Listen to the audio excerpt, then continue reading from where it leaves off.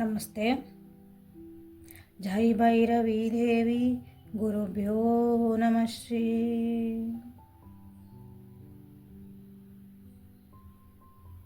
ಎಲ್ಲರಿಗೂ ಭೈರವಿರ ಆಶೀರ್ವಾದ ಆಗಿರಲಿ ಅಂತ ಇವತ್ತಿನ ರೀಡಿಂಗನ್ನು ಸ್ಟಾರ್ಟ್ ಮಾಡೋಣ. ಆ ಭೈರವಿ ನಿಮಗೆ ನಿಮ್ಮ ಜೀವನದೊಳಗೆ ಕೆಲವೊಂದು ಕ್ಲಾರಿಟಿ ಕೊಡಲಿ, ನಿಮ್ಮ ಸಮಸ್ಯೆಗಳಿಗೆ ಪರಿಹಾರಕ್ಕೆ ದಾರಿಗಳನ್ನು ಕೊಡಲಿ ಅಂತ ಈ ರೀಡಿಂಗನ್ನು ಸ್ಟಾರ್ಟ್ ಮಾಡೋಣ. ಓಕೆ, ನಮಸ್ತೆ ಎಲ್ಲರಿಗೂ. Welcome back to my channel vacant tarot with Nikhita. ಇದು ಜನರಲ್ ಕಲೆಕ್ಟಿವ್ ಮತ್ತು ಟೈಮ್ಲೆಸ್ ರೀಡಿಂಗ್. ನಿಮ್ಗೆ ಏನು ರೆಸೊನೇಟ್ ಆಗ್ತೈತಿ ಅದನ್ನಷ್ಟೇ ತೊಗೊಳ್ರಿ, ಎಲ್ಲನೂ ಫೋರ್ಸಿಬಲಿ ಇಂಪೋಸ್ ಮಾಡ್ಕೋಬೇಡ್ರಿ. ಓಪನ್ ಮೈಂಡಿಂದ ರೀಡಿಂಗ್ಸ್ ನೋಡಿರಿ. ಫಸ್ಟ್ ಟೈಮ್ ಯಾರು ನನ್ನ ವೀಡಿಯೋಸ್ ನೋಡ್ತಿದ್ದೀರಿ ಎಲ್ಲರಿಗೂ ವೆಲ್ಕಮ್. ಸಬ್ಸ್ಕ್ರೈಬ್ ಮಾಡ್ಕೊಡಿಲ್ಲ ಅಂದರೆ ಪ್ಲೀಸ್ ಸಬ್ಸ್ಕ್ರೈಬ್ ಮಾಡ್ಕೊಳ್ರಿ, ಕಮೆಂಟ್ಸ್ ಮಾಡಿರಿ, ಶೇರ್ ಮಾಡಿರಿ, ಲೈಕ್ ಮಾಡಿರಿ. Return viewers and subscribers, thank you so much for your love and support. ನಿಮ್ಮ ಪ್ರೀತಿ ವಿಶ್ವಾಸಕ್ಕೆ ತುಂಬ ಹೃದಯದ ಧನ್ಯವಾದಗಳು.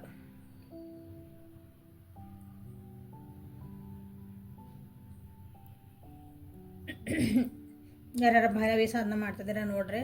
ಈಶಾನ್ಯದಿಂದ ಯಾರ್ಯಾರು ಕನೆಕ್ಟ್ ಆಗಿರಲಿ. ನಾಳಿಂದ ನಾಳೆ ಇನಿಷಿಯೇಷನ್ ಡೇ ಐತಿ. ನಾಡಿನಿಂದ ಭೈರವಿ ಸಾಧನ ಸ್ಟಾರ್ಟ್ ಆಗ್ತೈತಿ. ಹೆಣ್ಮಕ್ಳಿಗೆ 21 ದಿವಸ, ಗಂಡು ಮಕ್ಕಳಿಗೆ 37 ದಿವಸ ಐತಿ. ಮಾಡಂಗಿದ್ರೆ ಯಾರಾದ್ರೂ ಮಾಡ್ಕೋಬೋದು.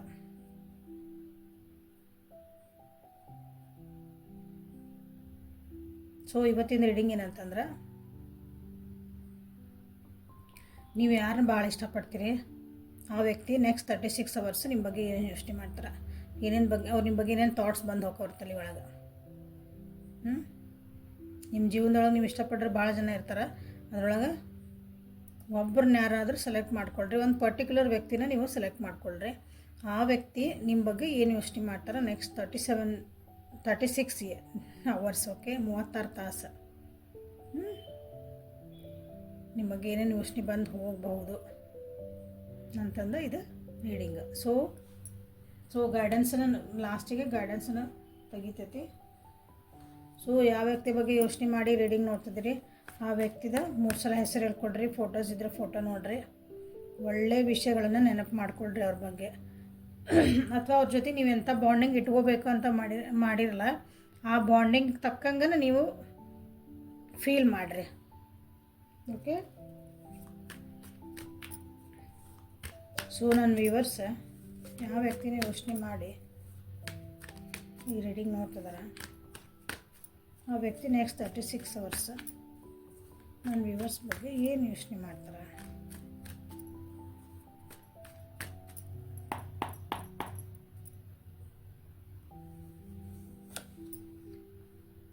Ace of Pentacles, the Star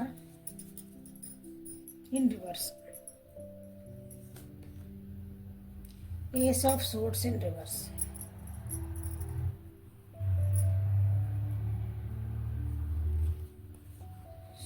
Shadow card is King of Wands in reverse.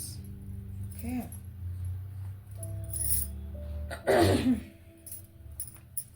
Clarify ಮಾಡು ನೀ ಕಾರ್ಡ್ಸ್ನ. Clarify Ace of Pentacles, 10 of Cups in reverse. Clarify the Star in reverse, the Hermit in reverse. Clarify Ace of Swords in reverse, Knight of Swords.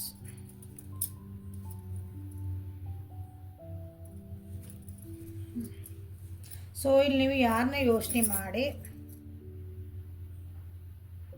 ಈ reading ನೋಡ್ತಿದ್ದೀರಿ, ಯಾವ ವ್ಯಕ್ತಿ ಬಗ್ಗೆ next 36 hours ನಿಮ್ಮ ಬಗ್ಗೆ ಏನು ಯೋಚನೆ ಮಾಡಬೇಕು ಅಂತಂದು ವಿಚಾರ ಮಾಡ್ತಿದ್ದೀರಿ, ನೀವು ಈ ರೀಡಿಂಗ್ ನೋಡ್ತಿದ್ದೀರಿ.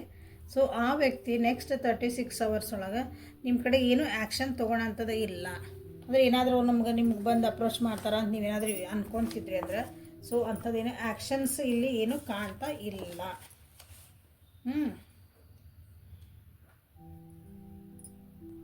ನೀವು ಅವ್ರ ಕಡೆ ಲಕ್ಷ ಕಮ್ಮಿ ಮಾಡಿರಿ ಅಂತ ಅನ್ನಿಸ್ತಾ ಐತೆ. ಅಂದ್ರೆ ಜಾಸ್ತಿ ನೀವು ನಿಮ್ಮ ಕರಿಯರ್ ಓರಿಯೆಂಟೆಡ್ ನಿಮ್ಮ ಕಡೆ ನೀವು ಭಾಳ ಲಕ್ಷ ಕೊಟ್ಟಿರಿ ಅಂತ ಅವರಿಗೆ ಅನ್ನಿಸ್ತಾ ಐತೆ ಈಗ ನೆಕ್ಸ್ಟ್ 36 ಅವರ್ಸ್ ಒಳಗೆ.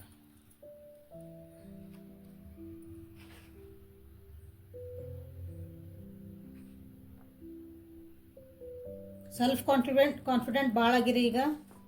ಯಾಕಂದ್ರೆ ನಿಮ್ದು ಏನೋ ಒಂದು ಗುರಿ ಇಟ್ಕೊಂಡಿರಿ, ಆ ಗುರಿ ಕಡೆಗೇ ನಿಮ್ಗೆ ಫುಲ್ ಲಕ್ಷ್ಯ ಐತಿ ಅಂತ ಅವ್ರಿಗೆ ಅನ್ನಿಸ್ತಾ ಐತಿಲ್ಲ. ಕರಿಯರ್ ವೈಸ್ ನೀವು ಭಾಳ ಫೋಕಸ್ ಮಾಡಿರಿ ಅಂತ ಅವ್ರಿಗೆ ನೆಕ್ಸ್ಟ್ 36 ಅವರ್ಸ್ ನಿಮ್ಮ ಬಗ್ಗೆ ಅವ್ರಿಗೆ ಅನ್ನಿಸ್ತದೆ. ಫ್ಯಾಮಿಲಿ ಕಡೆ ಅಷ್ಟೊಂದು ಲಕ್ಷ್ಯ ಕೊಡೋಕತ್ತಿಲ್ಲ, ನೀವು ಫ್ಯಾಮಿಲಿ ಮೆಂಬರ್ಸ್ ಆಗಿದ್ದೀರ ಅಂದ್ರೆ ನೀವು ಯಾರ ಬಗ್ಗೆ ನೋಡ್ತಿದ್ದೀರಿ ಆ ವ್ಯಕ್ತಿಗಳು.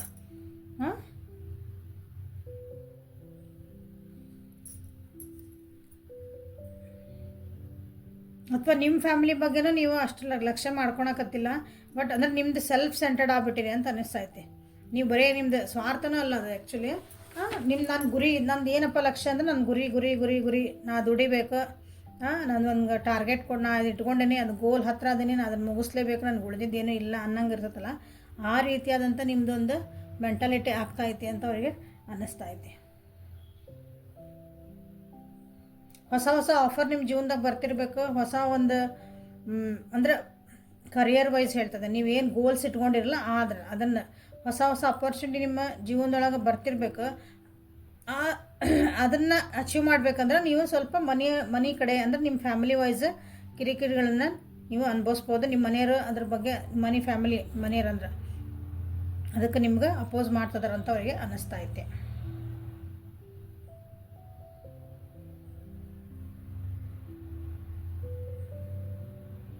ಕೆಲವೊಂದ್ಸತಿ ಕೆಲವೊಂದು ಕಡೆ ನೀವು ಹೋಪ್ಸ್ ಕಳ್ಕೊಂಡಿರಿ ಅಂತಲೂ ಅನ್ನಿಸ್ತಾ ಐತೆ. ಕೆಲವೊಂದು ವಿಷಯದೊಳಗೆ ನೀವು ಹೋಪ್ಸ್ ಕಳ್ಕೊಂಡಿರಿ ಇನ್ ದ ಸೆನ್ಸ್, ಇದು ನನ್ನ ಕೈಯಿಂದ ಆಗಲ್ಲನು. ಗುರಿ ಇಟ್ಕೊಂಡಿರಿ ಕರೆಕ್ಟ್ ಎಲ್ಲ, ಆ ಗುರಿಗೆ ಹೋಗೋ ಒಂದು ದಾರಿ ಐತಲ್ಲ, ಅದು ದಾರಿ ಒಳಗೆ ಒಂದು ಸ್ವಲ್ಪ ನಡೆದ್ಮೇಲೆ ಆ ದಾರಿಗೆ ಅಪಾರ್ಚುನಿಟೀಸನ್ನ ಭಾಳ ಬರ್ತದವು. ಬಟ್ ಅದನ್ನು ನಾನು ಸಾಧಿಸ್ಬೋದಾ, ಅದಕ್ಕೆ ಅಲ್ಲಿ ಹೋಗ್ಬೋದಾ, ನಾನು ಅದನ್ನು ಅಚೀವ್ ಮಾಡೋಕ್ಕೆ ಸಾಧ್ಯನಾ ಅನ್ನೋದು ನಿಮ್ಗೆ ಒಂದು ಸ್ವಲ್ಪ ನೀವು ನಿಮ್ಮ ಮೇಲೆ ನೀವು ಸೆಲ್ಫ್ ಕಾನ್ಫಿಡೆಂಟನ್ನು ಕಳ್ಕೊತದ್ದೀರಿ, ಸೆಲ್ಫ್ ಸೆಂಟರ್ಡ್ ಆಗ್ತದಿರಿ. ಬಟ್ ಹೋಗ್ತಾ ಏನಾಯ್ತಲ್ಲ, ಇವತ್ತು ಚೆನ್ನಾಗಿರ್ತೀರಿ ಭಾಳ ಎಂಥೂಸಿಯಸ್ಟಾಗಿ. ಮೊದಲು ನಿಮ್ಮ ರಿಲೇಷನ್ಶಿಪ್ ಹೆಂಗಿತ್ತಂದ್ರೆ ಮೇಡ್ ಫಾರ್ ಈಚ್ ಅದರ್ ಅನ್ನಂಗಿದ್ರೆ ಅಷ್ಟವರಿಗೆ ಅಂದರೆ ನೀವು ಅವರಿಗೆ ಅಷ್ಟು ಟೈಮ್ ಕೊಡ್ತಿದ್ರಿ.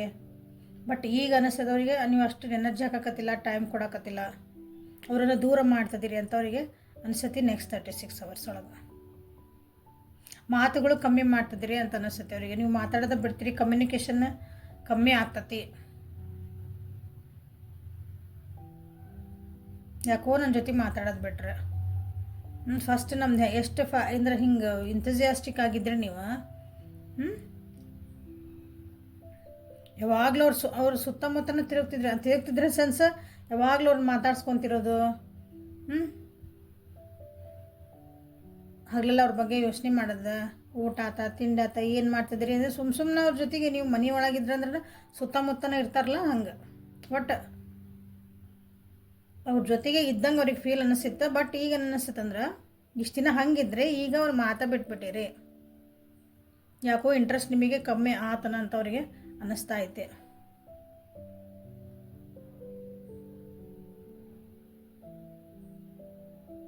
ನಿಮ್ಮೊಳಗಿನ ಎನರ್ಜಿನೂ ಕಮ್ಮಿ ಆಗ್ತಾ ಐತಿ ಅಂತ ಅವ್ರಿಗೆ ಅನ್ನಿಸುತ್ತೆ.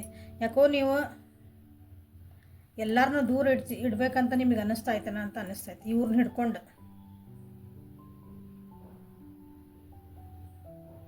ಅಂದರೆ ಇಲ್ಲಿ ಏನಂದ್ರೆ ರಿಲೇಷನ್ಶಿಪ್ಗಿನ ನಿಮಗಿಲ್ಲಿ ನಿಮ್ಮದು ಕರಿಯರ್ಗೆ ಭಾಳ ಫೋಕಸ್ ಕೊಡ್ತದಿರಿ ಅಂದಿದ್ದಕ್ಕೆ ಇಷ್ಟೆಲ್ಲ ಫೀಲಿಂಗ್ಸ್ ಇಲ್ಲಿ ಅವರಿಗೆ ಅನ್ನಿಸ್ತಾ ಐತೆ.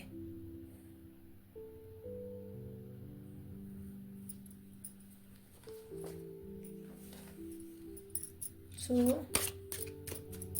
ಮತ್ತೇನಾದರೂ ಹೇಳೋದಿತ್ತ ನೋಡೋಣ, ಮತ್ತೇನು ಬರ್ತೈತೆ ಅಂತಂದರೆ ಈ ಡೆಕ್ಕಿಂದ ನೋಡೋಣ. ಸೊ ನೆಕ್ಸ್ಟ್ 36 ಅವರ್ಸು ನಿಮ್ಮ ವ್ಯಕ್ತಿ ನಿಮ್ಮ ಬಗ್ಗೆ ನೀವು ಯಾರು ಯೋಚನೆ ಮಾಡಿ ನೋಡ್ತಿದ್ರೆ ಆ ವ್ಯಕ್ತಿ ನಿಮ್ಮ ಬಗ್ಗೆ ಏನು ಯೋಚನೆ ಮಾಡ್ತಾರೆ.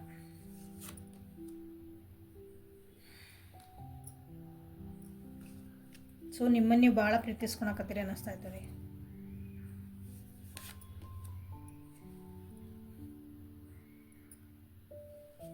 ಇಲ್ಲಿ ಮಕ್ಕಳು ಇನ್ವಾಲ್ವ್ಮೆಂಟ್ ಆಗಿರ್ಬೋದು ಭಾಳ ಜನರಿಗೆ.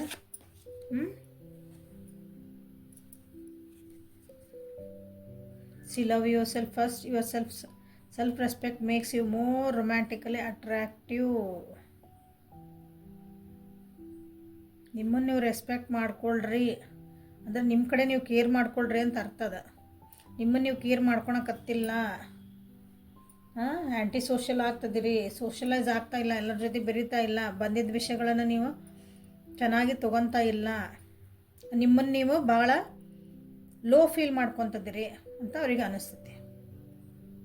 ಸೊ ನಿಮ್ಮಿಬ್ಬರು ರಿಲೇಷನ್ಶಿಪ್ ಒಳಗೆ ಮಕ್ಕಳಿಂದನ ನಿಮ್ಮ ರಿಲೇಷನ್ಶಿಪ್ ಸ್ವಲ್ಪ ಎಫೆಕ್ಟ್ ಆಗಿರ್ಬೋದು, ಅಥವಾ ಮಕ್ಕಳಿಂದನ ನೀವು ಸ್ವಲ್ಪ ಬೇಜಾರಾಗ್ತಿರ್ಬೇಕು. ಮಕ್ಕಳ ವಿಷಯ ಒಳಗೂ ನೀವು, ಅಥವಾ ಮಕ್ಕಳ ಕರಿಯರ್ ವಿಷಯ ಒಳಗೂ ನೀವು ಅವ್ರದ್ದು ಹೆಂಗಪ್ಪ, ಏನು ಓದ್ತಾರ, ಮುಂದೆ ಏನು ಮಾಡ್ಬೇಕು ಅನ್ನೋ ವಿಷಯಕ್ಕೂ ನೀವು ಭಾಳ ಫೋಕಸ್ ಮಾಡ್ತಿರ್ಬೋದು, ಅವರಿಂದನೂ ಕಿರಿಕಿರಿ ಆಗ್ತಿರ್ಬೋದು.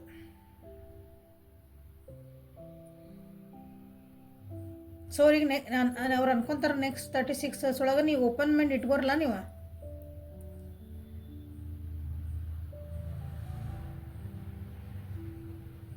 ನೀವು ಎಕ್ಸ್ಪೆಕ್ಟೇಷನ್ಸ್ ಅಂದ್ಕೊಂಡಂಗೆ ಏನೂ ಆಗಂಗಿಲ್ಲ ಜೀವನದಾಗ ಅಂದಾಗ ಅದು ಯಾಕೆ ಆಗ್ತೈತಿ, ಆ ಟೈಪ್ ಬೇರೆ ಥರ ವಿಚಾರ ಮಾಡಿ ನೋಡ್ರಿ, ಅದು ಓಪನ್ ಮೈಂಡ್. ನಾವು ಅಂದ್ಕೊಂಡಂಗೆ ಎಲ್ಲ ಇರಂಗಿಲ್ಲ, ನಾವು ಅಂದ್ಕೊಂಡಂಗೆ ಎಲ್ಲ ಆಗಂಗಿಲ್ಲ. ನೀವು ಅಂದ್ಕೊಂಡಿದ್ರಿ ನನಗೆ ಇಂಥದ ಜಾಬ್ ಸಿಗಬೇಕು, ನನಗೆ ಇಷ್ಟ ಸ್ಯಾಲ್ರಿ ಸಿಗಬೇಕು, ಇದೇ ಊರಾಗ ಸಿಗಬೇಕು ಅಂತ ಏನೇನು, ಬಟ್ ಅದು ಇರಂಗಿಲ್ಲ. ಅದ್ರಾಗ ಏನೋ ಒಂದೆರಡು ಹೆಚ್ಚು ಕಮ್ಮಿ ಆಗ್ತಾವೆ. ಇಲ್ಲ ನನಗೆ ಅದ ಬೇಕು ಅಂತ ಕುಂತಾಗ ನಿಮ್ಗೆ ಒಂದು ಬೇಜಾರು ಆಗ್ತದೆ. ಹಂಗೆ ನಿಮ್ಮ ಮಕ್ಕಳ ವಿಷಯ ಒಳಗೂ ಆಗಿರ್ಬೋದು. ನೀವೇನೋ ಅಂದ್ಕೊಂಡಿದ್ರಿ ಎಲ್ಲೋ ಒಂದು ಕಡೆ ಸಿಗಬೇಕು ಜಾಬ್, ಅಂದ್ಕೊಂಡಿದ್ರಿ ಎಲ್ಲೋ ಒಂದು ಕಡೆ ನಿಮ್ಗೆ ಇದೋ ಕೋರ್ಸ್ ಮಾಡ್ಬೇಕು ಅನ್ನಂಗಿತ್ತು, ಏನೋ ನಿಮ್ಗೆ ಇರ್ತಾವಲ್ಲ ಎಲ್ಲರೂ ಒಬ್ಬೊಬ್ರದ್ದು.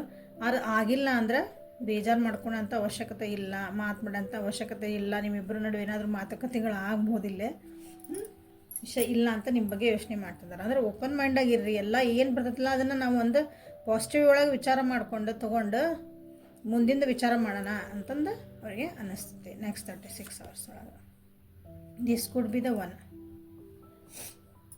ಸೊ ನೀವು ಅವ್ರಿಗೆ ಸೋಲ್ಮೇಟ್, ಅಥವಾ ಅವ್ರು ಈ ಜೀವನದ ನನಗೆ ಸಂಗಾತಿ ಅಂತ ಅವ್ರಿಗೆ ಅನ್ಕೊಂಡ್ಬಿಟ್ಟಾರ. ಓಕೆ, ರೊಮ್ಯಾಂಟಿಕ್ ಪಾರ್ಟ್ನರ್ ಅಂತ ನೋಡ್ರಿ, ನೀವು ಅವರಿಗೆ ರೊಮ್ಯಾಂಟಿಕ್ ಪಾರ್ಟ್ನರ್ ಅಂತ ಆಲ್ರೆಡಿ ಅನ್ಕೊಂಡ್ಬಿಟ್ಟಾರ.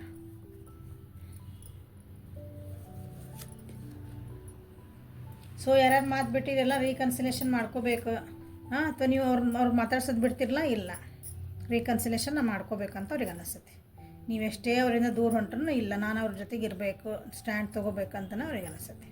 ಯಾಕಂದ್ರೆ ನೀವು ಅವರಿಗೆ ಜೀವದ ಗೆಳೆಯ ಗೆಳತಿ, ಅಂದರೆ this is the one for me ಅಂತಂದವರಿಗೆ ಆಲ್ರೆಡಿ ಅನ್ನಿಸ್ತೈತಿ ಈ 36 hours ಒಳಗೆ. ಇಲ್ಲಿ ನಿಮ್ಮ ರಿಲೇಷನ್ಶಿಪ್ ಒಳಗೆ ಕೆಲವೊಂದು ರಿಲಿಜಿಯಸ್ ಫ್ಯಾಕ್ಟರ್ಸನ್ನು ಎಫೆಕ್ಟ್ ಆಗ್ತಿರ್ಬೋದು. See bottom of the deck ಏನು ಬಂದು ನೋಡ್ರಿ, ಎಂಗೇಜ್ಮೆಂಟ್.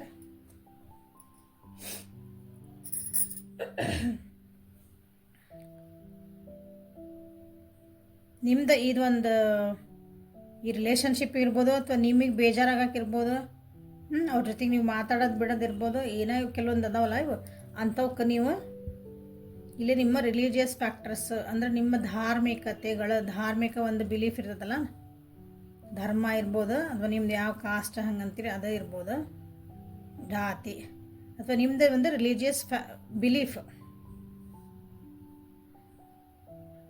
ನೀವೊಂದಿನ ನಂಬ್ತಿರ್ತೀರಿ, ನಾ ಹಿಂಗೆ ಮಾಡಿದ್ರೆ ಹಿಂಗೆ ಸರಿ ಆಕತಿ, ಹಿಂಗೆ ಮಾಡಿದ್ರೆ ನಂಗೆ ಸರಿ, ನಿಮ್ಮದೊಂದು ನಂಬಿಕೆಗಳಿರ್ತಾವಲ್ಲ, ಆ ನಂಬಿಕೆಗಳನ್ನು ನಿಮ್ಗೆ ಇಲ್ಲೇ ಎಫೆಕ್ಟ್ ಮಾಡ್ತದ ಅಂತ ಅವ್ರಿಗೆ ಅನ್ನಿಸ್ತದೆ. ಈ ರಿಲೇಷನ್ಶಿಪ್ಪಿಗೆ ಆಯ್ತು, ನಾ ಏನು ಇಷ್ಟದಂಗೆ ಹೇಳಿದೆ ಎಲ್ಲದಕ್ಕೂ ನೀವು ಬೇಜಾರಾಗಕ್ಕೆ, ನೀವು ಅವ್ರ ಜೊತೆ ಮಾತು ಬಿಡಕ್ಕೆ, ನಿಮಗೆ ಜೀವನದೊಳಗೆ ಹೋಪ್ ಕಳ್ಕೊಳಕ್ಕನ ಕೆಲವೊಂದು ಬಿಲೀವ್ಸ್ ನಿಮ್ಗೆ ಅಡ್ಡ ಬರ್ತದವು.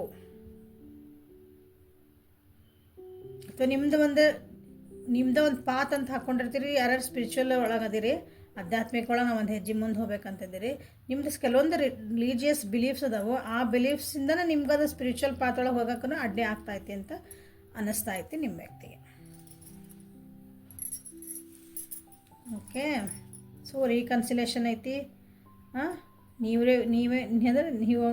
ನೀವೇ ಅವ್ರಿಗೆ ಆಗ್ಯದಿರಿ ಅಂತ ಅನ್ನಿಸ್ತಾ ಐತಿಲ್ಲ. ಸೊ ಎಂಗೇಜ್ಮೆಂಟ್ ಬಂತು, ಹೌದಾ? ನೀವು ಯಾರ್ಯಾರ ನಿಮ್ದು ಅಂದರೆ ಕಪಲ್ಸ್ ಇಲ್ಲ ಅಂದ್ರೆ ನಿಮ್ಮ ವ್ಯಕ್ತಿ ಕಡೆಯಿಂದ ನಿಮ್ಗೆ ಏನಾದರೂ ಒಂದು ಕಮಿಟ್ಮೆಂಟ್ ಬರ್ತೈತೆ ಅಂದರೆ ಎಸ್ ಬರ್ತಾಯಿದೆ. ಓಕೆ, ಯಾರ್ಯಾರು ನೋ ಕಾಂಟ್ಯಾಕ್ಟ್, ಥರ್ಡ್ ಪಾರ್ಟಿ ಅಥವಾ ನಿಮ್ಮ ಮಾತಾಡ್ಸಕತ್ತಿಲ್ಲ, ನಿಮ್ಗೇನಂದ್ರೆ ನಿಮ್ಮ ವ್ಯಕ್ತಿ ನಿಮ್ಮ ಬಗ್ಗೆ ಏನು ಇಷ್ಟು ಮಾಡ್ತದನ್ನ ರೀಕನ್ಸಿಲೇಷನ್ ಅಂತಂದು ಕ್ಲೇಮ್ ಮಾಡಿರಿ. ಓಕೆ, ಇಲ್ಲ ರೀ ನನಗೆ ಕಮಿಟ್ಮೆಂಟ್ ಬೇಕು, ಎಲ್ಲ ಚೆನ್ನಾಗಿದೆ ಮಾತಾಡ್ತಿದ್ದೀವಿ, ಬಟ್ ಕಮಿಟ್ಮೆಂಟ್ ಕೊಡೋಕತ್ತಿಲ್ಲ ಅಂದ್ರೆ ಎಂಗೇಜ್ಮೆಂಟ್ ಅಂತಂದು ಕ್ಲೇಮ್ ಮಾಡಿರಿ. ಕಮೆಂಟ್ ಅಲ್ಲ, ಸಾರಿ, ಕ್ಲೇಮ್ ಮಾಡಿರಿ. ಆ ಎನರ್ಜಿ ನಿಮ್ಮ ಜೀವನದೊಳಗೆ ಬರ್ತೈತಿ. ಅಂದರೆ ನೀವು ಆ ಎನರ್ಜಿ ನಮ್ಮ ಜೀವನಕ್ಕೆ ಬರಲಿ ಅಂತ ನೀವು ಅದನ್ನು ಬರಮಾಡ್ಕೊಂಡಂಗೆ ಅದು ಕ್ಲೇಮ್ ಮಾಡಿರಿ ಅಂದಾಗ. ಓಕೆ, ಯಾರ್ಯಾರಿಗೆ ಬೇಕು ಅವ್ರು ಮಾಡಿರಿ. ಓಕೆ, ಸೊ ನಿಮಗೆ ನನ್ನ ವ್ಯೂವರ್ಸಿಗೆ ಗೈಡೆನ್ಸ್ ಏನು ಬರ್ತೈತಿ, ವರ್ಕ್ ಯುವರ್ ಲೈಟ್ ಒರಾಕಲ್ ಅಂತಂದಿದೆ. ನಿಮ್ಮ ಮೇಲೆ ನೀವು ಏನು ವರ್ಕ್ ಮಾಡ್ಕೋಬೇಕು ಅನ್ನೋದಕ್ಕೆ ಇದು ಒಂದು ಡೆಕ್. ಸೊ ನನ್ನ ವ್ಯೂವರ್ಸಿಗೆ ಗೈಡೆನ್ಸ್ ಏನು ಕೊಡ್ತೀರಿ?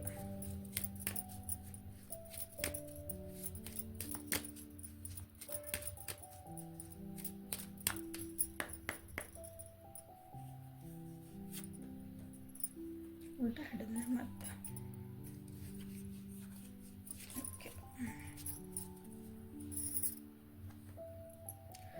birthing a new age, bring new creations, dreaming a new world into being. Okay, ಇಲ್ಲೇನಂದ್ರೆ ನೀವೇನು ಬೇಜಾರೊಳಗೆ ಅದಿರಲ್ಲ, ಇಲ್ಲೇ ಹೋಪ್ ಎಲ್ಲ ಕಳ್ಕೊಂಡಿರಲ್ಲ, ಹೊಸ ಬಿಗಿನಿಂಗ್ ಮಾಡಿರಿ, ಹೊಸದಾಗಿ ವಿಚಾರ ಮಾಡಕ್ಕೊಳ್ರಿ. ಯಾಕಂದ್ರೆ ಪ್ರತಿದಿನಾನು ಒಂದು ಹೊಸ ನಮ್ಗೆ ಜೀವನ. ಹೌದಾ, ಇವತ್ತು ನಾವು ಬೆಳಗ್ಗೆ ಎದ್ದೇವೆ ಅಂದ್ರೆ ನಮ್ಗೆ ಮತ್ತೆ ಹೊಸ ಜೀವನ ಸಿಕ್ಕಂಗೆ ಅದ.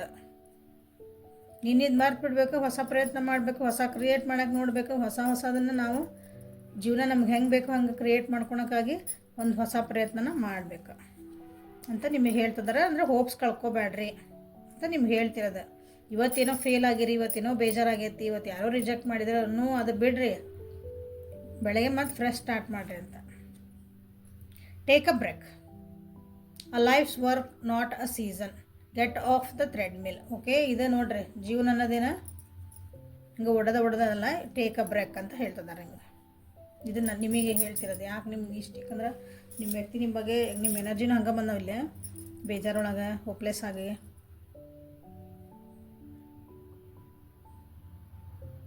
ಭಾಳ ವಿಚಾರ ಮಾಡೋದು. ಟೇಕ್ ಅ ಬ್ರೇಕ್ ಅಂದ್ರೆ ಏನೋ ಒಂದು ಬಗ್ಗೆ ವಿಚಾರ ಭಾಳ ಮಾಡ್ತಿರ್ತಿಲ್ಲ, ಸ್ಟಾಪ್ ಮಾಡ್ರಿ. ಒಂದು ಸ್ವಲ್ಪ ದಿನ, 1-2-3 ದಿನ ನಾನು ಅದ್ರ ಬಗ್ಗೆ ವಿಚಾರ ಮಾಡಲ್ಲ ಅಂತ ಬಿಟ್ಬಿಡ್ರಿ.